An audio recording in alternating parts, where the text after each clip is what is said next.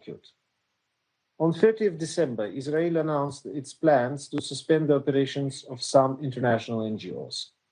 The government also notified 37 NGOs that their registration would expire at the end of 2025 due to what Israel says is the failure to comply with the new regulations, triggering a 60-day review period. Banning these NGOs will have a significant impact on the humanitarian response across the OPT. I urge Israel to immediately reverse this decision. Despite the ceasefire, the Israeli military continues to conduct military operations with airstrikes, shelling, and gunfire occurring across the street. Armed exchanges also persisted with Palestinian militants. Attacks in the vicinity or beyond of so-called yellow line are happening daily, and hundreds of Palestinians have been killed since the ceasefire began, including many women and children. Civilians must be protected at all times. Amid the obstacles, we also have seen some welcome actions. The continued arrival of aid via Egypt, Jordan, Israel, occupied West Bank, and Cyprus has been critical. This has helped increase the volume of supplies brought into Gaza and led to improvements in nutrition status of the population. But more needs to be done. Mr. President, I would like to devote a reminder of my briefing to addressing the spiraling dynamics in the occupied West Bank. Every month, the United Nations and many others in this Council emphasize the gravity of the unfolding situation. But that has yet to translate into meaningful action on the ground. Negative trends are entrenched daily. The reporting period was marked by continued violence with extensive Israeli military operations, settlement expansion, settler violence, demolition, and large-scale detentions. In late December and early January, Israeli forces conducted intensified raids across Jenin, Nablus, Hebron, and Ramallah, frequently involving live fire and raising serious concerns about the use of lethal force. A 16-year-old boy was shot and killed during a raid in Kabatia on 20th December and after reportedly throwing a brick toward an IDF soldier. And multiple Palestinians were killed or fatally wounded during the operation south of Nablus. There have been large-scale arrest campaigns of Palestinians by Israeli security forces, including children, amidst reports of ill treatment and torture and continued deaths in custody. Palestinian attacks against Israelis have also persisted. On 26 December, a Palestinian man killed 2 Israelis, including a woman, in 2 ramming and stabbing attacks in northern Israel.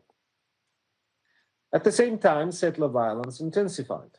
In December, repeated settler attacks led to the displacement of the entire community of Hirbet Yanun in Nablus Governorate, and in January we saw the forcible displacement of some 80 households from Ras Ain Auja in Jericho Governorate.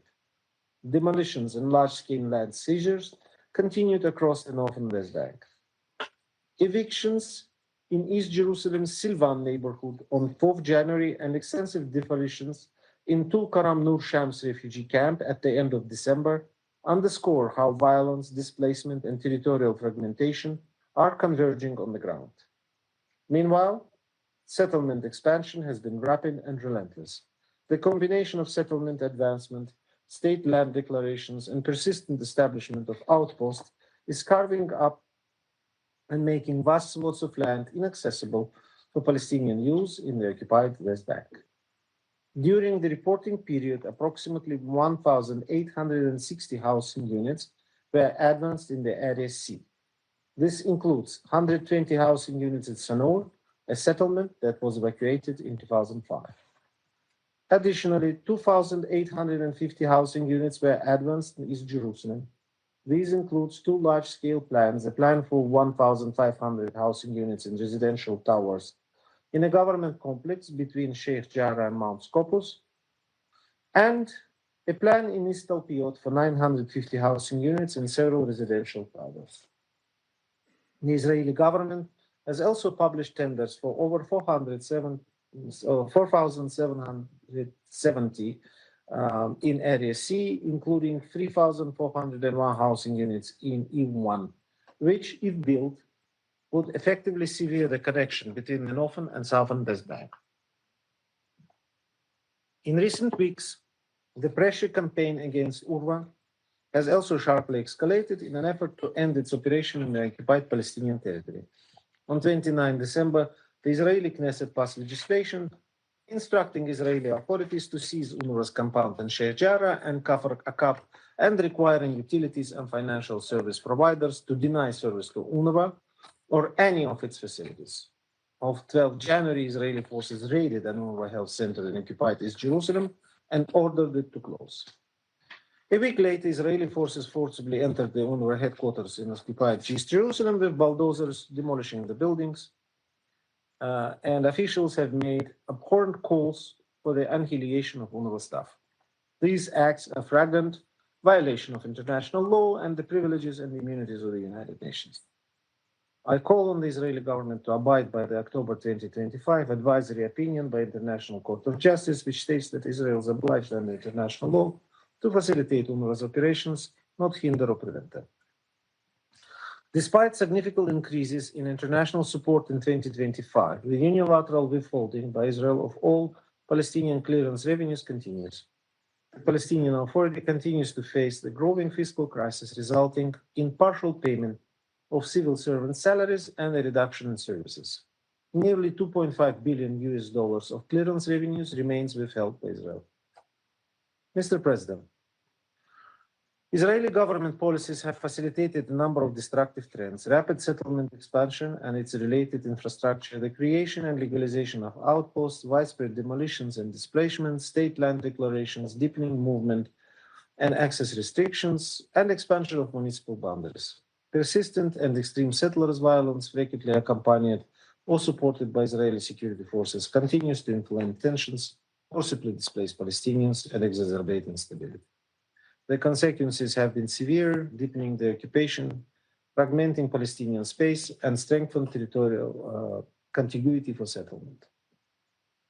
And ultimately, these steps are further undermining the prospects for peace and the establishment of a two-state solution.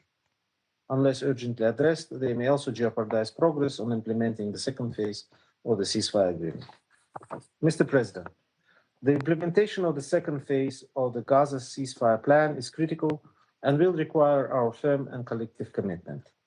There is a genuine opportunity to lay the foundations for a more stable and secure future for Palestinians and Israelis, and advance the goal of legitimate Palestinian government that reunifies Gaza and the West Bank, including East Jerusalem, and chart a course toward ending the occupation and advancing a political process that will ultimately end the conflict.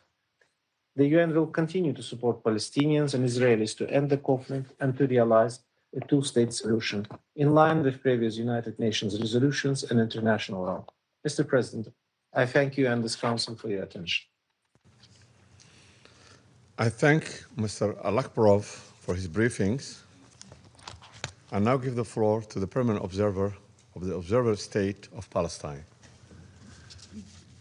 Mr. President, at the outset, allow me to thank you for presiding over this open debate at such a pivotal moment for peace, justice, and human dignity.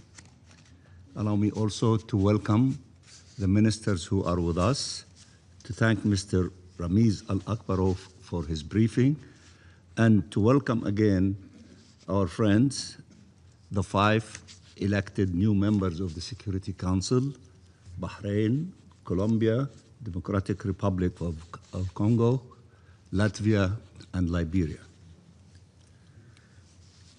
80 years after the end of the Second World War, the core principles upon which the United Nations were founded remain as critical as ever.